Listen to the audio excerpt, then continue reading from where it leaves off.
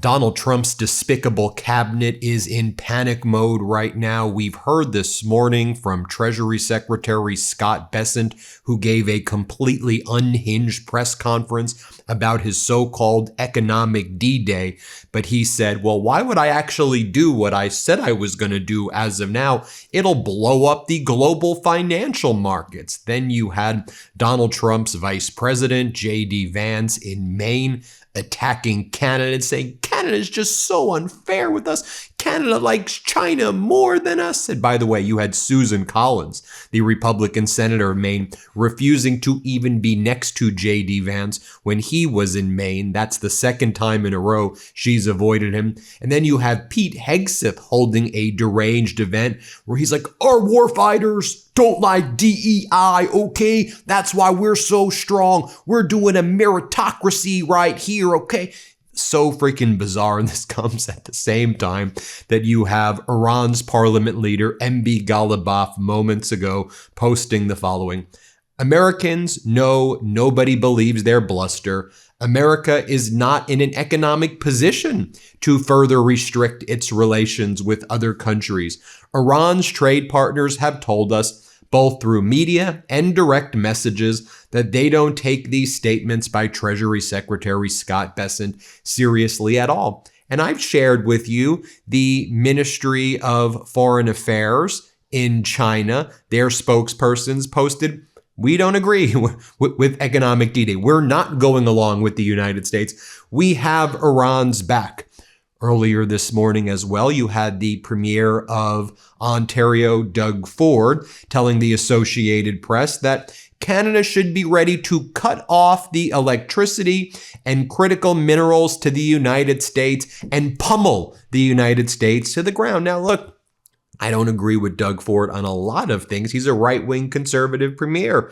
But when it comes to his fight, he's united with the other premiers around Canada and Prime Minister Carney. And you can see the Trump regime cabinet flailing as well this morning. The Treasury Department leaked it may use $1 trillion from the general account to fund its recently announced plans to increase the purchases of government bonds, continuing the Ponzi scheme, which brings us to Bessent's press conference, where he was asked, a little bit weird, Bessent, that you're calling this economic D-Day, because in the actual D-Day, it wasn't like announced that the beaches of Normandy and nearby would be actually stormed. It just did it. So what are you actually doing today? And Bessent's like, well, why would I actually do it? I don't want to blow up the global markets. Here, play this clip. It was an economic D-Day, but D-Day wasn't a threat of an invasion, and the U.S. didn't give a timeline to Germany. So why not impose the sanctions today? Well, we are giving everyone the opportunity to remedy bad behavior. Why would I want to blow up the global financial system? We believe that it is important to level set and give people a cure period, but they should know that that will move very quickly and that we are serious. Secondary sanctions are a very powerful tool. And more on that in a moment, but then you had J.D. Vance in Maine, and J.D. Vance was saying how much he hates good-looking guys with beards. Really frustrates J.D. Vance when he sees a good-looking guy in a beard. Go back and Google J.D. Vance High School while we're at it. Here, play this clip. Now, they didn't tell me that Jamie was a good-looking guy with a beard. And Jamie, I hate good-looking guys with beards because they make me feel jealous, but then you had Pete Hegseth, the Secretary of Defense, failed Fox News host, failed head of a veterans nonprofit, mismanaged it, and that's why he got pushed out of the small nonprofit. Horrible human being, utter scumbag. Here he is saying, no more distractions and social engineering when it comes to our lethal war fighters. You see how good we are at fighting everybody without that DEI? Okay, you ran out of weapons, you idiot. Our service members have been abandoned by you, you idiot. You want to go and ask our service members, for example, who are living in Bahrain, who are living in Middle East bases, where they should even live right now? You want to talk to our service members aboard the aircraft carriers? No, just you and CENTCOM will just post your lies and post more ISIS-style videos of killing people on fishing boats, you freaking war criminal. He posted another fishing boat. We killed 2 people on a fishing boat in the Pacific. All right, yeah, you're a war criminal. You're a sick freaking war criminal. Here, play this clip. Be enforced and clearly and equally across our formations. No more distraction of social engineering and DEI and social justice stuff. That's good for academia and colleges and universities. Inside our formations, we do merit-based, colorblind, gender-neutral, full stop. That's it. Back to Treasury Secretary Bessent. A reporter says, so you said that Donald Trump was calling world leaders with specific asks around economic D-Day. So who's he calling, right? You have to tell us because you lie about everything, right? When Donald Trump's like, I've done a deal to undercut our ranchers in the United States. Frozen mystery beef. I've done this deal with foreign countries. I did a good deal. Who's the deal with? I'm not going to tell you. Why would I tell you? I don't know, because that's what we do in this. You tell people so we freaking know what the hell you're talking about. And Bessent's like, we're not going to, we're not going to name names. Just watch that. That's actually the way it was presented. Play this clip. Thank you, sir. Thank you. You said the president is calling world leaders with specific asks and that there is a defined timeline. Who is he calling and what are the asks? We're not going to name names. That we've already seen some results, and that I am confident the president, as you all know, is quite persuasive, and we are following his calls up with calls from visits and calls from the State Department and from the U.S. Treasury, expecting them, or telling the leaders, the countries, and the entities exactly what we expect and the timelines. And I would expect that very quickly, if they do not respond, then you will see the ramifications of their actions. Can you say how far the timelines are? Again, I'm not going to set timelines, but we do not have infinite patience here. And then Bessent says, though, but I'm going to announce Operation Economic Outcast. Yeah. If you liked Operation Midnight Hammer, if you liked Operation Epic Fury, if you like Project Freedom, oh, you're going to like Economic Outcast. It's a new name, everybody, and Iran is terrified by it. Dude, we are 41 days away from running out of our strategic petroleum reserves, you idiot. It's why I did the video, and you may have thought it was boring this morning, but go back and watch it because I knew this stuff was going to happen on Treasury Secretary Bessent's past. Watch the video I did. It's not boring. It's interesting because the guy's been a loser his whole life. When he went on his own to do a $5 billion fund, it ended up becoming within 18 months a $500 million fund. Dude is not good at economics. He acts like he's this macroeconomic whiz. He is an idiot. Here, play this clip. Today, at President Trump's direction, the United States Treasury has begun Operation Economic Outcast, an unprecedented campaign against the Islamic Republic of Iran and its enablers. In the Second World War, more from Bessent on Iran.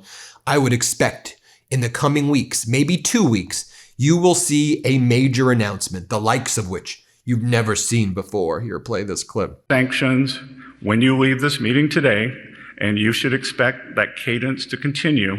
And I would expect that you will see a major announcement of a financial institution being sanctioned by the end of this week. So back to J.D. Vance. And J.D. Vance is like, to the Prime Minister of Canada, stop it. Stop being like that, Carney. You're being so mean to me, Carney. Why are you being so mean to us? I mean, You and your regime, JD, started a despicable trade war against Canada, and they responded with retaliation. I mean, it's just a bunch of whiners. Here, play this clip. Last minute demands. I frankly thought we had a deal. I think that we should have a deal, but I think that we need to send a message loud and clear to the Prime Minister of Canada. Stop taking advantage of the people of Maine. Stop taking advantage of America. It's over. We expect fairness in our trade policy.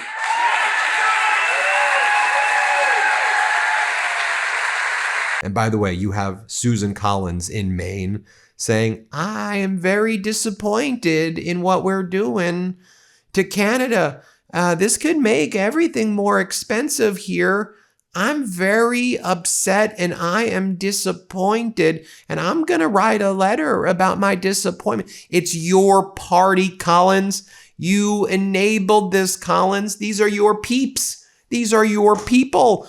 And now they're going to inflict massive additional pain to the people of Maine for the reasons you state. But you're so disappointed. Oh my gosh.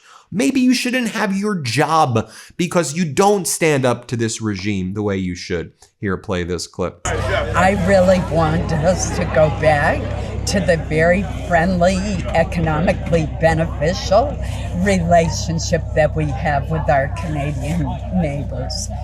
We produce a lot of Maine, our blueberries, our potatoes, our lobster, our lumber, that is processed across the border.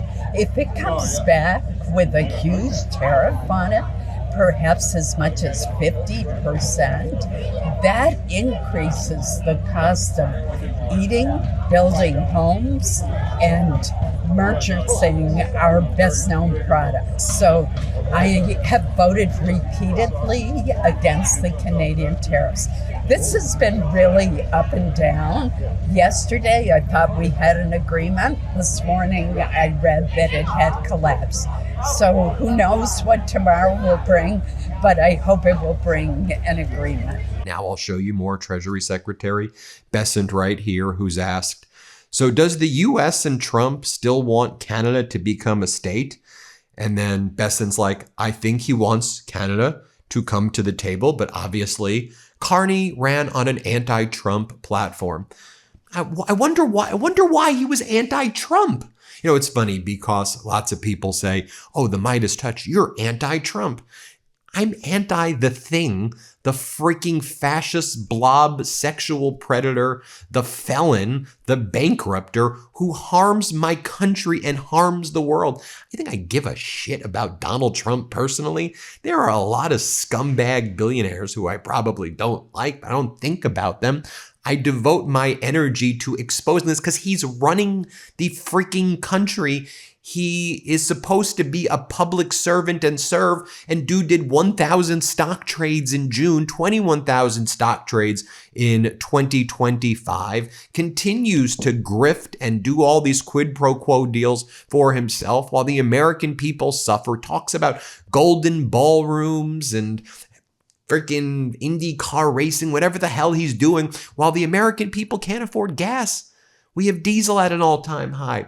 We have regular gas prices at an all-time high. Groceries are unaffordable. People can't afford their rent. Healthcare have been ripped away. Rural hospitals are being shut down. People's Medicaid are being shut down. He's thrown kids who are hungry and starving off of programs to help them eat. So yeah, I'm anti the fascist blob predator who does that. And I would imagine that Carney is against the people, not just arbitrarily anti-Trump. No, it's because of the fact that the U.S. declared a war on Canada, you freaking idiot. You freaking idiot. Here, play this clip. Does the United States and President Trump still want Canada to become a state? He did say that they're getting all the benefits of being a state without being one. I think he would like Canada to come to the table and negotiate in good faith. They were offered quite a good deal last week. They chose to reject it. Unfortunately, Prime Minister Carney rose to power on an anti-American, anti-Trump platform. I believe he was more than 20 points behind. And, you know, he seems to have gone back to his old playbook. And then Bessent concludes with, Now is the time for this to me is the ultimate weakness. And now is the time for world leaders. You have to make a choice. United States or Iran. The very fact that you even have to give the choice has recognized how weak the United States becomes and has become.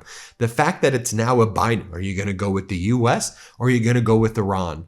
And the fact that many people may be like Iran, and the fact that you've now placed US and Iran on similar playing fields just shows how far the US has actually fallen, and Iran knows that. And I'll tell you this too, based in terms of the data flows and information that comes out, the stuff that's coming out from CENTCOM and the Trump regime and you and the barrage of lies is frankly less reliable and less predictable. And I say this with a sense of agony and shame and pain, but I have to acknowledge that some of the stuff that they put out on Tasneem and frickin' Fars and Mayers, like that's actually more true than what the Trump regime's saying. And I'll give you the most basic point. You all said this catastrophic war would be done in March. We're in August. We don't know why we're in this thing, other than that you and Netanyahu wanted to inflict more war crimes on the world. Anyway, we'll play this last clip of Besant on Iran. Must make your decision. Choose wisely. Choose your fighter. Sicko. Play this clip. It is now a time for world leaders to make a decision between prosperity and isolation, peace and terror, America and Iran. The campaign we begin today will gather force with every day that follows. And there you have it, everybody. Let me know what you think. Hit subscribe. Pre-order WTF America right now, the book I wrote with my brothers. I appreciate you so much. Before you go, our book WTF America is available for pre-order now. It's the story of how we got here and how we fight our way back. To pre-order, scan the QR code or click the link in the description. Let's do this.